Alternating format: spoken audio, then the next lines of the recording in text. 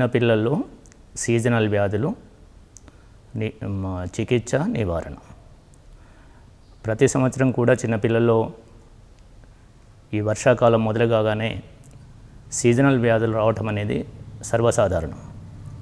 అయితే ఈ Covid pandemic వాతావరణంలో ఈ సీజనల్ వ్యాధులు అనేది చాలా ప్రాణాంతకంగా, డాక్టర్లకు కూడా కొంత వెసులుబాటు లేని ఒక భయానకమైన పరిస్థితిని సృష్టించిన సందర్భం చూస్తున్నాము. కాబట్టి సీజనల్ వ్యాధుల్ని కోవిడ్ నుంచి ఎట్లా సపరేట్ చేసుకోవాలి అనేది చాలా ప్రధానమవుతుంది.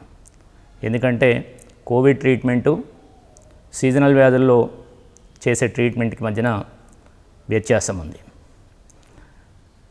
సీజనల్ వ్యాధుల్లో ముఖ్యంగా దోమకాటు ద్వారా వచ్చే సీజనల్ వ్యాధులు ఈ వర్షాకాలంలో చాలా ఎక్కువగా ఉంటాయి. ఈ దోమకాటు ద్వారా వచ్చే వ్యాధులలో ప్రధానమైనవి డెంగీ, ఫైలేరియా, చికెన్గున్యా, మలేరియా, ఇంకా కొన్ని వెస్ట్ నైల్ ఫీవర్స్ అని అట్లా డెంగ్యూ లైక్ ఫీవర్స్ అంటాము, అట్లా కూడా ఉంటాయి. ఇవాళ ప్రధానంగా మనం హైదరాబాద్ నగరంలో కానీ గ్రామీణ ప్రాంతాల్లో కానీ చూస్తే గత 2 మాసాలుగా పిల్లలంతా కూడా డెంగ్యూ జ్వరంతో ఆసుపత్రుల పాలవుతున్న సందర్భాన్ని చూస్తూ ఉన్నాం. డెంగ్యూ జ్వరాన్ని ఎట్లా గుర్తుపట్టాలి? జ్వరం రాగానే మనం ఇవాళ అది కోవిడ్ జ్వరం అని చెప్పేసి ఒక భయానికి లోనవుతూ ఉన్నాం. తీవ్రమైన జ్వరము, మందులు వేసుకుంటే పారాసిటమాల్ లాంటి జ్వరం మందులు వేసుకుంటే ఆ టైంకి తగ్గిపోయి మళ్ళీ వెంటనే దాని ఎఫెక్ట్ పోయిన విదిన్ 6 అవర్స్ మళ్ళీ జ్వరం రావటము, తీవ్రమైన ఒళ్ళు నొప్పులు, తీవ్రమైన తలనొప్పి, రిట్రో ఆర్బిటల్ పెయిన్ అంటాం, కళ్ళ కిందగా విపరీతమైన పెయిన్ రావటము ప్రధానమైన లక్షణం. అట్లాగే దేహం మీద ఎర్రని మచ్చలలాగా ర్యాషెస్ అంటాం. ఇది డెంగీలో చాలా ప్రధానమైన ఒక సిమ్టమ్. సో తీవ్రమైన జ్వరము, ఒళ్ళు నొప్పులు, తలనొప్పి, ర్యాష్తో కూడిన జ్వరం, ఇది డెంగీ లక్షణం. డెంగీ వ్యాప్తి ఎట్లా జరుగుతుంది? మనకి దోమకాటు ద్వారా డెంగీ జ్వరం వస్తుంది. దోమ కరిచిన వితిన్ 5 డేస్, ఒక్కొక్కసారి 3 to 5 డేస్ మధ్యలో మనకి సిమ్టమ్స్ మొదలవుతాయి. ఈ సిమ్టమ్స్ మొదలైనప్పుడు ఆ తీవ్రమైన జ్వరం రావటము, ర్యాష్ రావటము, ఒళ్ళు నొప్పులు రావటము, ఇట్లా ఉన్నప్పుడు ఎట్లా డెంగీని గుర్తుపట్టం అంటే చాలా వరకు సీజనల్లో వైరల్ ఫీవర్స్ వస్తాయి. ఈ కాలంలో చాలా వైరల్ ఫీవర్స్ అవి ప్రాణాంతకమైనవి కావు. వాటిని మనం జనరల్గా సెల్ఫ్ లిమిటింగ్ డిసీజెస్ అంటాం. అంటే కొద్దిపాటి జ్వరం రావటము, ఒక 2 రోజులు ఉండటము, జ్వరానికి సంబంధించిన పారాసిటమాల్ మాత్రలు వేసుకోవటం వల్ల ఆ జ్వరం తగ్గిపోవటం అనేది చాలా సర్వసాధారణంగా జరుగుతూ ఉంటుంది. కానీ డెంగీ జ్వరం వచ్చినప్పుడు ఇది ఇట్లాంటి సెల్ఫ్ లిమిటింగ్ డిసీజా లేకపోతే డెంగీ లాంటి ప్రాణాంతకమైన వ్యాధి అనేది మనము సపరేట్ చేసుకోవాల్సిన అవసరం ఉంటుంది. ఏదైనా తీవ్ర జ్వరము అది 48 గంటల్లో తగ్గిపోలేదు అంటే అది సెల్ఫ్ లిమిటింగ్ డిసీజెస్ సంబంధించిన సాధారణమైన వైరల్ ఫీవర్ కాదు. అది ఒక ప్రాణాంతకమైన జబ్బు ఏదో ఉంది ఆ పర్టికులర్ మనిషికి అని చెప్పేసి, ఆ పిల్లవాడికి అని చెప్పేసి మనం ఆలోచించాల్సి ఉంటుంది. సో డెంగీలో ఏం చేస్తాము అంటే NS1-AG అని టెస్ట్ చేస్తాం, యాంటీజెన్ టెస్ట్ చేస్తాం. ఈ యాంటీజెన్ టెస్టు డే 1 నుంచి డే 5 లోపల ఎప్పుడు చేసినా కూడా పాజిటివ్ వచ్చే అవకాశం ఉంది. దాని అర్థం 100%గా పాజిటివ్ వస్తుందని కాదు, పాజిటివ్ వచ్చే అవకాశం ఉంది. సో ఎప్పుడైతే NS1-AG పాజిటివ్ వచ్చిందో అది డెంగ్యూ జ్వరంగా మనం ట్రీట్మెంట్ ఇవ్వాల్సి ఉంటుంది. రెండోది 5 రోజులు దాటిపోయింది, 7 రోజులు దాటిపోయింది అంటే IgM యాంటీబాడీస్, డెంగీకి సంబంధించిన IgM యాంటీబాడీస్ పాజిటివ్ వచ్చే అవకాశం ఉంటుంది. అంటే ఫస్ట్ 5 డేస్ వచ్చినప్పుడు NS1-AG చేస్తాము, 5 డేస్ 7 డేస్ దాటినప్పుడు యాంటీబాడీస్ చేస్తాం. 5 to 7 డేస్ మధ్యలో NS1-AG కానీ యాంటీబాడీస్ కానీ పాజిటివ్ రావచ్చు, నెగిటివ్ రావచ్చు. కానీ 7 డేస్ తర్వాత యాంటీబాడీస్ పాజిటివ్ వచ్చే అవకాశాలు ఎక్కువగా ఉంటాయి. అయితే ఈ NS1 AG కానీ IgG IgM యాంటీబాడీస్ కానీ ఇవి డెంగీ జ్వరం ఉంది అని మనకు ఒక సూచన ఇస్తున్నాయి, కానీ మెడికల్ పరిభాషలో అది పూర్తి నిర్ధారణ అయినది కాదు. దానికి ఎలిసా టెస్ట్ అని చేస్తాం. ఎలిసా టెస్ట్లో కనుక మనకి నిర్ధారణ అయితే అది డెంగీ జ్వరంగా నిర్ధారణ చేసుకోవచ్చు. ఎట్లా ఉంటుంది డెంగీ జ్వరము అంటే, ఫస్ట్ 5 డేస్లో ఫీవరు, ఒళ్ళు నొప్పులు ఇవి ఉన్నప్పుడు పారాసిటమాల్ మాత్రలు వేసుకోవటము, అడ్డదిడ్డంగా యాంటీబయాటిక్స్ వాడకపోవటం మంచిది. ఎందుకంటే ఇది వైరల్ ఫీవరు, యాంటీబయాటిక్స్ రోల్ లేదు. ఏంటి డెంగీ జ్వరంలో ప్రధానమైన సమస్య అంటే 2 ప్రధానమైన సమస్యలు, ప్రాణాంతకమైన సమస్యలు ఉంటాయి. దాంట్లో ఒకటి బీపీ పడిపోవటం, రెండవది ప్లేట్లెట్స్ కౌంట్ తగ్గడం. బీపీ ఎందుకు పడిపోతుంది అంటే, డెంగీ వైరస్ రక్తనాళాల్లో చిన్న చిన్న రంధ్రాలు చేస్తుంది. ఆ చిన్న చిన్న రంధ్రాలు చేయటం వల్ల రక్తనాళాల్లో ఉన్న రక్తమంతా కూడా రక్తనాళాల్లోంచి బయటకు వచ్చి టిష్యూస్లో పేరుకుపోతుంది. అప్పుడు ఏమవుతుంది అని అంటే, రక్తనాళాల్లో ఎంతైతే రక్తం ఉండాలో, ఉదాహరణకి అడల్ట్స్లో 5 లీటర్స్ బ్లడ్ ఉంటుంది. ఆ 5 లీటర్స్ బ్లడ్ ఉన్నప్పుడే ఆ బీపీ సరిగ్గా మెయింటైన్ అవుతుంది. అట్లాగే పిల్లల్లో లెక్కలు ఉంటాయి, ఎంత వెయిట్కి ఎంత బ్లడ్ ఉండాలని. ఆ బ్లడ్ రక్తనాళాల్లో బ్లడ్ తగ్గింది అని అంటే బీపీ పడిపోతుంది. బీపీ పడిపోవటం అనేది డెంగీ జ్వరంలో ప్రాణాంతకం. కాబట్టి బీపీ చెక్ చేసుకోవటము, బీపీ పడిపోతున్నప్పుడు ఆ బీపీ పడిపోకుండా మనం చేయడానికి ఏం చేస్తాము అంటే ఫ్లూయిడ్స్ ఇస్తాం. ఐవీ ఫ్లూయిడ్స్ ఓరల్గా తాగడానికి ఇవ్వచ్చు, ఐవీ ఫ్లూయిడ్స్ ఇవ్వచ్చు. సాధారణంగా డెంగీ జ్వరంలో ఐవీ ఫ్లూయిడ్స్ అవసరం పడుతుంది. నార్మల్ సెలైన్ కానీ రింగర్ లాక్టేట్ సొల్యూషన్స్ కానీ మనము ఇవ్వాల్సి ఉంటుంది. అది కూడా సరి అయిన మోతాదులో, సరి అయిన పద్ధతిలో ఇవ్వాల్సి ఉంటుంది. ఎట్లా పడితే అట్లా ఇవ్వటానికి లేదు. ఎందుకంటే తక్కువ సొల్యూషన్స్ ఇచ్చినప్పుడు హైపోటెన్షను, లో బీపీతో ప్రాణాంతకం ఎట్లా అవుతుందో, ఎక్కువ ఫ్లూయిడ్స్ ఇచ్చినప్పుడు అది గుండె మీద సైడ్ ఎఫెక్ట్స్ చూపించి ప్రాణాంతకం అయ్యే అవకాశం ఉంటుంది. ఇది ఒక ఫేజ్లో జరుగుతుంది. జనరల్గా febrile phase, critical phase, convalescent phase కింద 3 ఫేజ్ల కింద చూస్తాం మనం డెంగీని. ఫిబ్రైల్ ఫేజ్లో అంతా కూడా ఫస్ట్ 5 డేస్ ఫీవర్ ఉండటం ఇది. క్రిటికల్ ఫేజ్లో ఈ బీపీ డౌన్ అవటం ఇది. రెండోది ప్లేట్లెట్స్ కౌంట్ తగ్గడం. ప్లేట్లెట్ కౌంటు సాధారణంగా 1.5 లక్షల నుంచి 4.5 లక్షల వరకు ఉంటుంది. ఈ ప్లేట్లెట్స్ సంఖ్య తగ్గిపోయినప్పుడు రక్తస్రావం జరుగుతుంది. ఈ రక్తస్రావం ఎక్కడి నుంచైనా జరగవచ్చు. రక్తస్రావము ముక్కు ద్వారా జరగవచ్చు, నోటి ద్వారా వామిటింగ్ రూపంలో జరగవచ్చు, లేదా మోషన్స్ పోయినప్పుడు మోషన్స్లో రక్తం రావచ్చు. ఇట్లా అనేక రకాల, ఒక్కొక్కసారి మెదడులో కూడా రక్తం లీక్ అవ్వచ్చు. ఈ రక్తస్రావం అనేది అది ప్రాణాంతకం కాబట్టి ఆ రక్తస్రావాన్ని మనం నిరోధించాల్సి ఉంటుంది. రక్తస్రావాన్ని నిరోధించడానికి మనము ప్లేట్లెట్స్ ఏవైతే తగ్గిపోతూ ఉన్నాయో ఆ ప్లేట్లెట్స్ని ఆ రోగి శరీరంలోకి ప్రవేశపెట్టాలి. దానికి ప్లేట్లెట్ రిచ్ ప్లాస్మా అని, ర్యాండమ్ డోనార్ ప్లేట్లెట్స్ అని, సింగిల్ డోనార్ ప్లేట్లెట్స్ అని వివిధ రూపాల్లో తయారు చేస్తారు.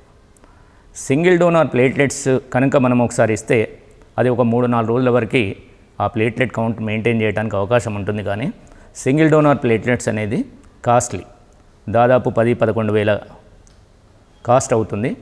ఆ సింగిల్ డోనార్ ప్లేట్లెట్స్ని తయారు చేయడానికి కావాల్సిన మిషన్స్ కూడా మనకి ఎక్కడ పడితే అక్కడ ఇబ్బడి ముబ్బడిగా లేవు, చాలా లిమిటెడ్గా ఉంటాయి. కాబట్టి గ్రామీణ ప్రాంతాల్లో ఎస్డిపి దొరికే అవకాశం తక్కువ. ఒక్కొక్కసారి పేషెంట్ తెచ్చుకోలేని పరిస్థితి ఉన్నప్పుడు ఆర్డిపి కానీ పిఆర్పి కానీ మనం అవసరమైతే రోజు 1 గాను 2 గాను ఇట్లా ఇవ్వాల్సి వస్తుంది. సో బీపీ కంట్రోల్ చేసుకోవడము, ప్లేట్లెట్స్ కౌంట్స్ తగ్గకుండా చూసుకోవటము, ఈ 2 చాలా ప్రధానమైన చర్యలు అవుతాయి. సరే, ఎట్లాగో బాడీ ఒళ్ళు నొప్పులు తగ్గడానికో జ్వరం తగ్గడానికో మందులు ఇవ్వటము అది సాధారణంగా చేస్తూనే ఉంటాం. ఎప్పుడైతే ఈ క్రిటికల్ ఫేజ్ అయిపోయిందో, క్రిటికల్ ఫేజ్ అయిపోయిన తర్వాత ఏమైంది అంటే రక్తనాళాల్లోంచి ఏదైతే బ్లడ్ బయటకు వెళ్ళిపోయిందో టిష్యూ లోపలికి, అది మళ్ళీ రివర్స్ రక్తనాళాల్లోకి వస్తుంది. ఆ రివర్స్ రక్తనాళాల్లోకి వచ్చినప్పుడు సమస్య ఏంటి అంటే రక్తనాళాల్లో ఉండాల్సిన రక్తం కంటే ఎక్కువ అవుతుంది, ఓవర్లోడ్ అంట. ఈ ఓవర్లోడ్ వచ్చినప్పుడు ఆ ఎక్కువ రక్తాన్ని పంపు చేయడానికి గుండె ఎక్కువ పని చేయటం వల్ల హార్ట్ ఫెయిల్యూర్, గుండె పని చేయకపోతే గుండె ఫెయిల్ అయ్యే సందర్భం ఏర్పడుతుంది. కాబట్టి ఎప్పుడైతే మనము బీపీ పడిపోయినప్పుడు ఐవీ ఫ్లూయిడ్స్ ఏవైతే ఇస్తున్నామో అది చాలా జాగ్రత్తగా మానిటర్ చేసుకుంటూ ఇవ్వాల్సి వస్తుంది. ఓవర్ హైడ్రేషన్ అంటాం. అండర్ హైడ్రేషన్ కంటే కూడా ఓవర్ హైడ్రేషన్ అనేది డెంగ్యూలో చాలా ప్రాణాంతకమైన పరిస్థితి. కాబట్టి దీన్ని జాగ్రత్తగా చూడాల్సి ఉంటుంది.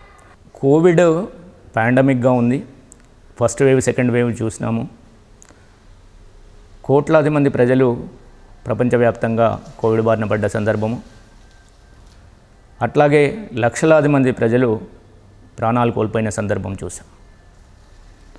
కోవిడ్ కూడా ఒక వైరల్ డిసీజ్, కరోనా వైరస్తో వచ్చే డిసీజ్ కోవిడ్-19 అంటాం.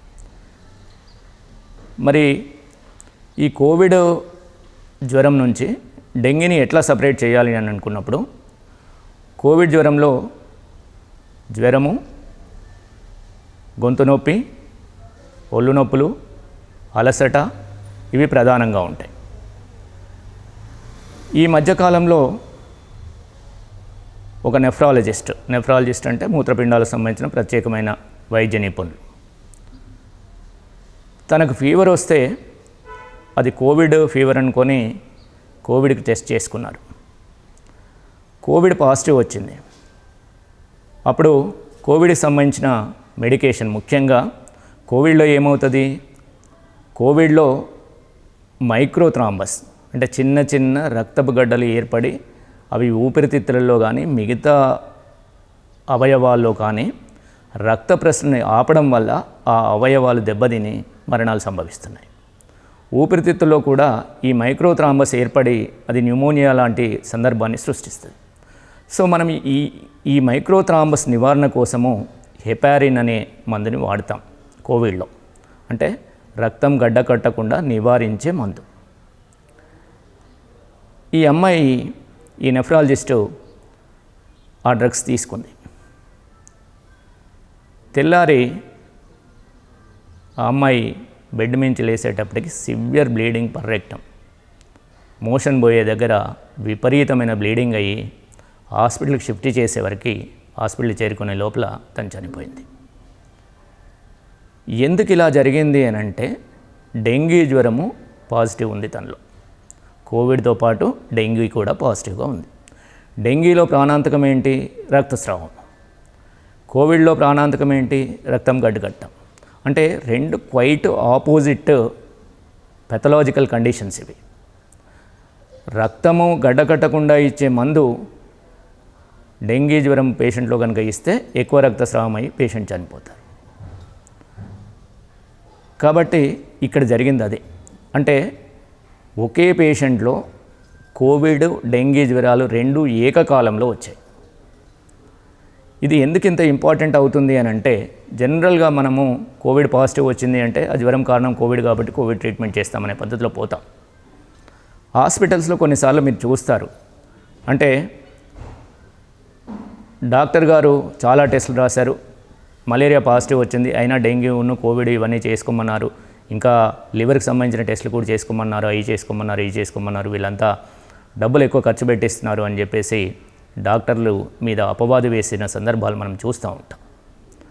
ఎందుకు అట్లా చేయాల్సి వస్తుంది అంటే, ఒక జబ్బు ఒక పేషెంట్లో ఉన్నప్పుడు రెండో జబ్బు లేదు అని మనం ఊహించుకొని ట్రీట్మెంట్ చేయటం వల్ల ఇట్లాంటి సమస్యలు వస్తాయి. నేను 10 సంవత్సరాల క్రితం ఇంకో సందర్భం కూడా చూశాను. ఒక డెంగీ పేషెంట్ అడ్మిట్ చేసి ట్రీట్మెంట్ చేసి వారం రోజులు ట్రీట్మెంట్ చేసిన తర్వాత ఆ డాక్టర్స్ డిశ్చార్జ్కి సిద్ధమైనారు. రేపు డిశ్చార్జ్ చేస్తామని వాళ్ళు చెప్పిన తర్వాత ఈరోజు రాత్రికి ఆ పేషెంట్ పూర్తిగా సీరియస్ అయిపోయి అన్కాన్షియస్ అయింది. ఎందుకు ఇట్లా జరిగింది అని చెప్పేసి రిపోర్ట్స్ అన్నీ మళ్ళీ టెస్టులు చేపిస్తే ఆ పేషెంట్లో మలేరియా పాజిటివ్ ఉంది, అన్ని రోజులు లేని మలేరియా. ఎందుకు ఇట్లా జరుగుతుంది అంటే, ఆ పేషెంట్లో మలేరియా హాస్పిటల్కి వచ్చే కంటే ముందు వచ్చి ఉండొచ్చు, లేదా హాస్పిటల్కి వచ్చిన తర్వాత డెంగీ పేషెంటు డెంగ్యూకి ట్రీట్మెంట్ జరిగే క్రమంలో ఎక్కడన్నా దోమకాటు వల్ల మలేరియా వచ్చి ఉండొచ్చు. కాబట్టి ఒక పేషెంట్లో జ్వరం వచ్చింది అంటే ఒక జబ్బు ఉంది, మిగతా ఏమీ లేవు అని అనుకోవటానికి లేదు. చాలా జాగ్రత్తగా అన్నిటికీ టెస్టులు చేసుకోవాల్సిన సందర్భం ఉంటుంది. అట్లాగే మనకు తెలుసు కోవిడ్ అనేది శ్వాస ద్వారా డ్రాప్లెట్స్ అంటాం. అంటే ఎవరైనా దగ్గినప్పుడు కానీ తుమ్మినప్పుడు కానీ ఆ డ్రాప్లెట్స్ ద్వారా వ్యాపించే జబ్బు. డెంగీ అనేది దోమకాటు వల్ల వచ్చేది. ఈ దోమలు కూడా ఇవి డే టైం కుట్టే దోమలు, ఎడిస్ ఈజిప్టి అంటాం. సైజులో చాలా చిన్నగా ఉంటాయి, డే టైం మాత్రమే కుడతాయి, మంచినీళ్ళ మీద పెరుగుతాయి. దోమకాటు ద్వారా వచ్చే ఇంకో ప్రధానమైన జబ్బు మలేరియా. మలేరియా ఒక కాలంలో అంటే ఒక 25 ఏండ్ల కిందట కనుక తీసుకుంటే, నేను ప్రాక్టీస్ మొదలుపెట్టిన కాలంలో ఎవ్రీ ఆల్టర్నేట్ పేషెంట్ ఫీవర్తో వచ్చిన ఎవ్రీ ఆల్టర్నేట్ పేషెంట్లో కూడా మలేరియా పాజిటివ్గా ఉండేది. అంటే మలేరియా అంత తీవ్రంగా ఉన్న కాలం అది. ఇప్పుడు మలేరియా కేసులు తక్కువ ఉన్నాయి, చాలా రేర్గా మాత్రమే మలేరియా కనుక్కుంటున్నాము. అంటే నేను మాట్లాడేది అర్బన్ ఏరియా గురించి మాట్లాడుతున్నాను, కానీ మలేరియా రూరల్ ఏరియాస్లో, ముఖ్యంగా ఫారెస్ట్ ఏరియాస్లో, తండాలల్లో, గిరిజనులలో చాలా తీవ్రంగానే ఉంది. అయితే నంబర్ ఆఫ్ కేసెస్ తగ్గినప్పటికీ మలేరియాలో ఒక ప్రాణాంతకమైన పరిస్థితి ఏర్పడింది. అంతకుముందు ఏవైతే ప్లాస్మోడియం వైవాక్స్తో వచ్చే మలేరియా ఉండెనో అది జనరల్గా కొంత తక్కువ సీరియస్గా ఉండే మలేరియా. ఇప్పుడున్న మలేరియా అంతా కూడా ఫాల్సిఫేరం మలేరియా ఉంది. ఈ ఫాల్సిఫేరం మలేరియా కూడా మనం సాధారణంగా వాడే క్లోరోక్విన్ అనే మందుకి రెసిస్టెంట్ ఉంది. మనం మిగతా మందులు హయ్యర్ మెడికేషన్స్, క్వినైన్ కానివ్వండి, ఆర్టిసినేట్ కానీ వాడాల్సిన పరిస్థితి ఉంది. నిజానికి వాతావరణ మార్పులలో కానివ్వండి, మనం తీసుకునే చర్యల వల్ల కానివ్వండి, వ్యాధులు కొంతకాలము తీవ్రంగా ఉంటాము, కొంతకాలం తగ్గుముఖం పట్టడం చూస్తూ ఉంటాం. డెంగీ వ్యాధి అనేది నేను ఎంబీబీఎస్ విద్యార్థిగా ఉన్నప్పుడు కానీ, నేను పోస్ట్ గ్రాడ్యుయేట్ విద్యార్థిగా ఉన్నప్పుడు కానీ డెంగ్యూ జ్వరాలు భారతదేశంలో లేవు.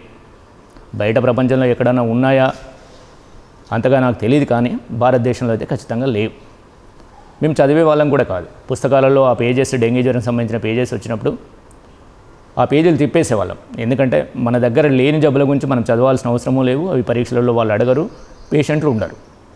కానీ ఇవాళ పరిస్థితి ఏంది? Almost every 1/3 of a fever patient is a dengue patient. ప్రతి 3 జ్వర పీడితులలో ఒకరు డెంగీ జ్వరంతో ఉన్నారు. అంటే మలేరియా తగ్గింది, డెంగీ పెరిగింది. ఈ మలేరియా కాజ్ చేసే దోమ ఏదైతే ఉందో, నేను ఇంతకుముందే అన్నట్టు ఇది బురద నీటి గుంటల్లో పెరిగే దోమ, రాత్రులు కుట్టే దోమ. అట్లాగే చికెన్ గున్యా కూడా డెంగ్యూ లైక్ ఫీవర్ అంటాం. సేమ్ ఏడిస్ ఈజిప్టి అనే దోమ వల్లనే వస్తుంది, డెంగ్యూ లైక్ సిమ్టమ్సే ఉంటాయి. కానీ డెంగీకి చికెన్ గున్యాకి మధ్యన తేడా ఏంటి అంటే, రక్తస్రావం అవ్వటం కానీ, ప్లేట్లెట్స్ సంఖ్య తీవ్రంగా పడిపోవటం కానీ చికెన్ గున్యాలో తక్కువ. చికెన్ గున్యాలో చాలా ప్రధానమైన సమస్య ఏంటంటే కీళ్ళ నొప్పులు. ఆ కీళ్ళ నొప్పులు కూడా నెలల తరబడి, జబ్బు తగ్గిపోయిన తర్వాత నెలల తరబడి ఆ కీళ్ళ నొప్పులు మనిషిని బాధిస్తూ ఉంటాయి. ఒకానొక సందర్భంలో ఒక పోయంలో రాశాను,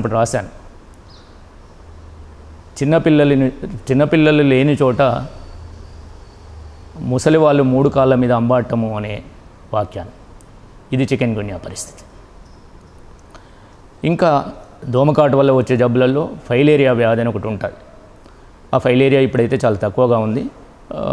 గత 20 సంవత్సరాల కింద చూసినప్పుడు గ్రామీణ ప్రాంతాల్లో కొంత కనిపించేది. బోధకాలు అంటాం, కాళ్ళు వాపు వస్తాయి, ఇప్పుడు కొంత తక్కువగా ఉంది. పోతే దోమకాటు ద్వారా వచ్చే ఇంకో ప్రధానమైన ప్రాణాంతకమైన జబ్బు ఏంటి అంటే జపనీస్ ఎన్సెఫలైటిస్.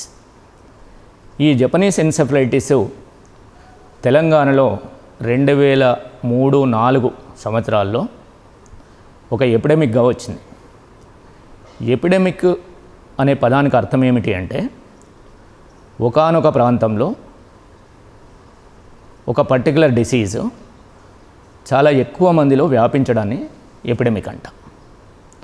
ఇవాళ కోవిడ్ని మనం పాండమిక్ జబ్బు అంటున్నాం.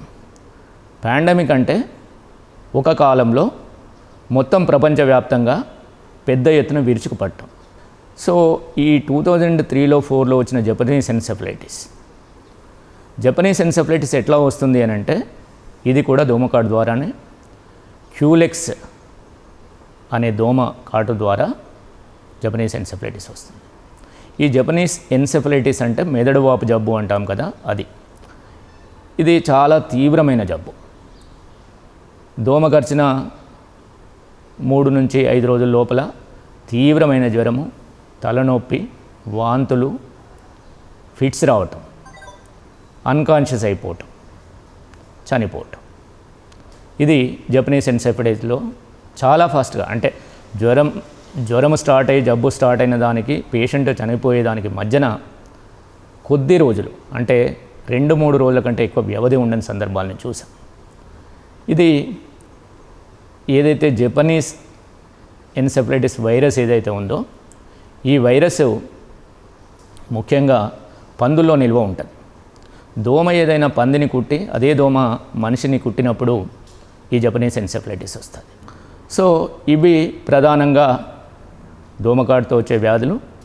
ఎట్లా ఈ వ్యాధుల నుంచి నివారణ చేసుకోవచ్చు అంటే దోమ కుట్టకుండా కనుక మనం చూసుకోగలిగితే ఈ మొత్తం వ్యాధుల్ని కూడా రాకుండా చూసుకోవచ్చు. చాలా సింపుల్గా అనిపిస్తుంది. దోమ కుట్టకుండా ఎట్లా చూసుకుంటాము? దోమలు బ్రీడింగ్ ప్లేసెస్ని మనం కర్బ్ చేయాలి. ఎక్కడ బ్రీడ్ అవుతున్నవి? డెంగ్యూ వైరస్కి సంబంధించిన దోమ ఏడీసీ ఈజిప్టి మంచినీళ్ళలో నిల్వ ఉంటుంది.